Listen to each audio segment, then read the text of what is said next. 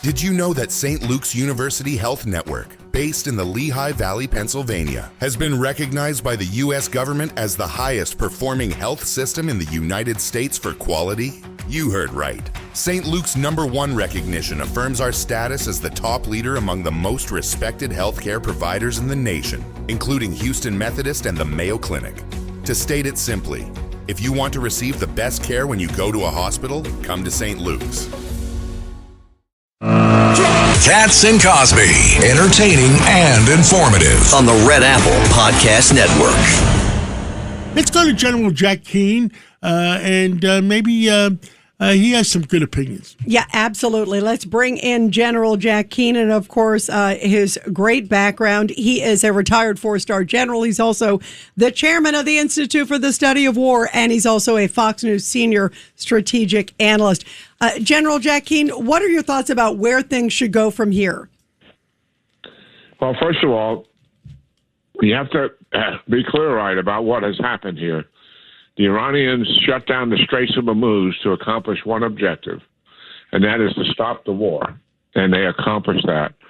Then their second objective was to begin negotiations and drag out the negotiations over time so that at some point the pressure would rise on the president politically and economically that he'd be willing to walk away. And here we are. We went to 2 weeks on a deadline, and then we extended it a week, and then we extended it indefinitely. So now we're at 6 weeks in a negotiation phase. The war would have been over 2.5 weeks ago if we had continued with the mission that we assigned ourselves, and we'd be dealing with keeping the Straits of Hormuz open right now. That's where we would be, but we're not there. But we're 6 weeks in, and we still don't appear to be any closer to a deal that I see in achieving that. And I totally agree. We should have imposed deadlines on ourselves, if not on them. And I think we should have returned to full combat operations. Let's assume we get a good deal. But here's some of the limitations of a good deal. Number one, they're going to want release of the frozen assets that are in excess of $100 billion. Maybe not all of them, some of them initially, and some of it condition-based. 2, a release of the sanctions that are being imposed on them. Again, not all at once, but condition-based. What does that do? Obviously, the regime survives, but we begin to finance the recovery of the regime. In other words, we're extending the life of this regime for years to come. Was that what the intent was at the beginning? I don't think so. I think the intent was to do as much damage to this regime as possible. We knew we couldn't do physical regime change without troops on the ground, but we felt that we could put them in such a vulnerable condition that they'd be vulnerable to their own people. That was the intent. And that's not where we are right now. The second thing that's going to happen, and it's almost guaranteed to happen, we signed the deal, and no matter what is on that piece of paper in terms of our objectives, nuclear dust is out of there, no enrichment, no support for the proxies, restriction on ballistic missile program. We know for a fact, after 47 years in dealing with these guys, no matter what is on that piece of paper, it means nothing to them. They will begin to reverse everything that's on that piece of paper and cheat. That is what we'll be passing on to the next administration. I think we got to call it for what it really is and go back to full combat operations and finish this thing once and for all and open up the Straits of Hormuz. So, General Jack Keane, what does that look like? Is that Karg Island? What is that to really decimate them? Yeah, what people are concerned about, so our audience understands, if we go back to combat operations, the Iranians are threatening, and the administration is listening, that they would retaliate against the Arab oil and gas fields. And as a result of that, the world could spin into some kind of global recession. Well, first of all, that doesn't account for the fact that we can defend those capabilities, and not all of that is going to get through. It doesn't account for the fact that we can take Karg Island, and I'm glad you brought that up, Rita. We can tell the Iranians before hostilities begin, if you attack the Arab oil or gas fields, we will begin to systematically dismantle Cargallen. In other words, systematically destroy it. And every oil and gas export facility that you have on your mainland, we will destroy. And I think that is leverage. Whether it works or not I don't know until we actually execute it. But it is significant leverage that we have. I just know we're not in a good place right now with looking for a deal. I know President Trump is not going to make a bad deal. That I've got confidence in. But as I said, there's also limitations to even a good deal because it extends the life of the regime for sure, and they're going to cheat and try to reverse it. You know, General Jack Keane, I was watching you earlier on Fox, and you brought up an interesting premise about offering the IRGC, these Iranian Revolutionary Guard Corps, the hardened guys, a free trip out. Explain that. Well, if we go back to full combat operations, listen, in the 6 weeks that we've been in this negotiation phase, we've been moving more capability into the region. And on our intelligence, Mossad and CIA and military intelligence has all improved because we've had 6 weeks. And therefore, we're going to conduct even more devastating attacks than we did for the first 4 or 5 weeks. We got about 2 weeks left. And as a result of that, we're going to put this regime on the path of not just military destruction, but economic destruction as well. And they're not going to be able to make payroll and sustain themselves. And at that point, at the end of the campaign, is when we talk to them and say, we'll give you a free ride out of here in any place you want to go, and we'll spare you. And we're not going to follow you with sanctions, et cetera. And see if they would take that deal. Maduro didn't take the deal, but maybe they would take the deal because they're going to be in a much more desperate situation. Maduro was not in as desperate a situation as what these guys have been in, who will be hiding in bunkers for the next 2 to 3 weeks, and obviously being concerned about their own individual lives. I think we got all the cards to play here, and I hope we play them. And General Jack Keane, we have also Governor George Pataki here. General, thank you for being on and for your really intelligent analysis. Do you actually think that if we begin again the kinetic war effort, that it could be over in as short as 2 or 3 weeks? That's what yes. I mean, in talking to the Israelis and talking to CENTCOM, that is what they estimate, and that's what they've told the president. They've got about 2 weeks of targeting to take place. Then they would open the Straits of Hormuz. That would last longer. Obviously, we have to secure it. We already have the lanes secure and make certain that the traffic is flowing. And obviously, the Iranians will attempt to retaliate that. But we would do the full combat operations first and make certain that while we're doing that, obviously, we're destroying a lot of their ability to retaliate against those straits. If we don't open the Straits of Hormuz, even through a peace deal, if the straits are open and because we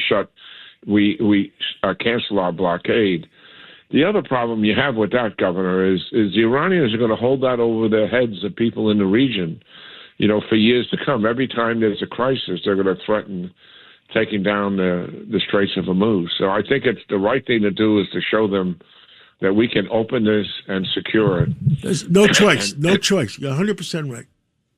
Yeah. I have a question also, Jack, on the UAE. Like UAE and Saudi and Qatar are the ones who said, okay, give a few more days now. Try to give peace a chance. He was all ready to go. In fact, he even confirmed it today, the president, that he was within an hour of making the call and then held back because they said, wait, we may have a deal. What is the objective of UAE and Saudi and Qatar? Especially UAE is getting pounded by Iran. And in fact, there were more strikes today from Iran to UAE. So what's their objective as to why they're now putting it on pause? I'm stunned by it, to be frank. Completely surprised. And also the UAE. Listen, the UAE has been fighting back. They don't talk about it, but they've been conducting strikes on Iran when the war began. They have 19 Patriot batteries to help defend them, and they have Iron Dome with Israelis manning the Iron Dome in their country. And I don't understand what their concern is. I don't get it. And they have been steady from the beginning. Saudi Arabia surprises me, but not as much as the UAE does. Qatar has no capability whatsoever, and the Iranians are already, in their country. They share the gas distribution and production capability that's in Qatar as it is. That country, I realize, they want peace. They don't want any war. I get it, but the UAE has been really tough. Now, why are they focusing on the UAE? One, because the UAE has normalized with Israel. And it is absolutely historic that we have Israeli troops in an Arab nation defending them with an air defense system. Can you imagine that? That's amazing, yeah. That's what normalization gets you. Yep. The second thing is the UAE represents modernity for the Arab states. There's no Arab state that it is modern in its culture and in every which way. They've advanced that small country into something to be very proud of. And the Iranians see it as a symbol of Arab dominance that they're beginning to achieve. And that's why I think they've attacked them more than they've attacked Israel, in excess of 2,800 times, to be frank about it. Yeah, and Governor Pataki, you have one question here for the General. General, just switching gears, I've been following every day the Institute for the Study of War's frontline maps and analysis of the Ukrainian war. And there seems to be a growing consensus that the tide has turned and the Ukrainians not only are not losing, but are at least holding their own and perhaps have the Russians on their back foot. Could you briefly comment on that? Yeah, absolutely. On the front lines, the war's been stalemated for 18 months or so, and the Russians haven't been able to make all that much progress. They made some. But now in 26, the Russians are losing more troops than they can replace. That has never happened in all the years of the war. And that has enabled Ukrainians to move on the offense and begin to take ground on the front lines. Not overwhelmingly, but slowly but surely taking more ground. Haven't seen that in 3+ years. Secondly, they are attacking deep into Russia with their own missiles and with long-range drones. They're attacking Moscow. They're attacking manufacturing plants. They're bringing this war to Russia in a way that they have not done before. And that also is beginning to take notice, particularly among the people in Russia. So, yes, that's a good word. The tide has turned. The momentum has shifted to the Ukrainians for the first time since the beginning of the war, when the Ukrainians stopped the Russian offensive from overrunning Kyiv. And Governor Pataki, your son is in Ukraine right now? Yes, he is. Tell me what he's doing. Well, the Pataki Center is working with the State Department to do youth sports activities in Ukraine.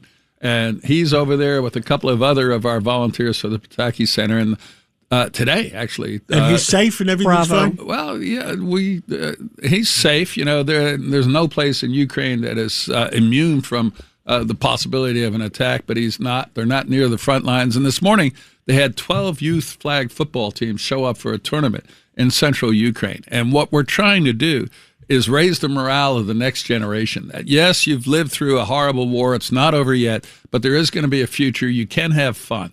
General, last question. Putin was in to see President Xi today. Any gut feeling? Say that again. Putin. The speech?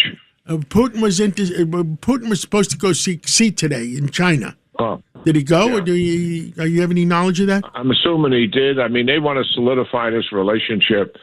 Listen, they have their challenges. Putin has got his challenges with Ukraine. Obviously, he made a strategic mistake in invading Ukraine. He's taken on more than he really has the wherewithal to deal with. That's pretty obvious when you look at what's happening to him.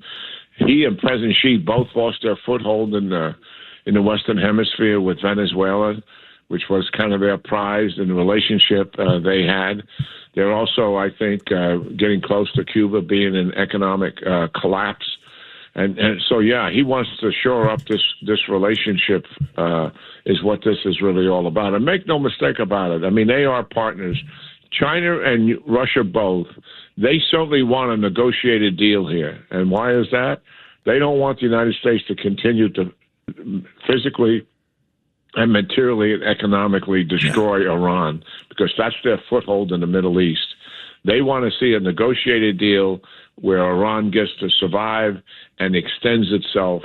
Therefore, their foothold in the Middle East and their influence remains solid. That's what they want, and that's why General, they're helping them. I was with Maria Bartiromo this morning on her show, and I said that Putin and Xi, their mission is for President Trump to either lose the Senate or lose the Congress this year, and that way, if they bring in the Democrats, then I guess we have a problem.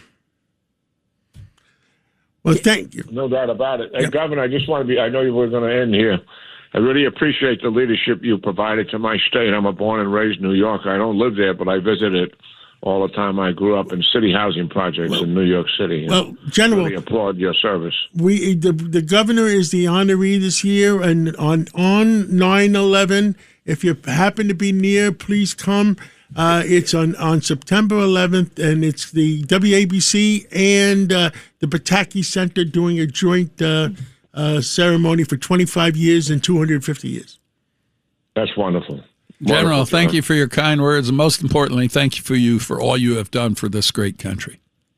Yeah, thank you. Thank you so much. Thank you, General. Thank you. Have a good day, General. Thank you. Thank you. And Rita, do we have a break, or what do we have? Actually, we got a break right now, and then we have Professor Alan Dershowitz right after that. Get ready, Staten Island. It's time to celebrate 5 years of Very Hawks baseball. Tuesday, May 19th at 10:30 a.m., it's morning baseball. Wednesday, May 20th at 6:30 p.m., have a pawsome time at Bark in the Park. Thursday, May 21st at 6:30, it's Pride Night with $5 Bud or Bud Light draft beer. Individual game tickets start at just $12. Visit ferryhawks.com now to lock in your seats.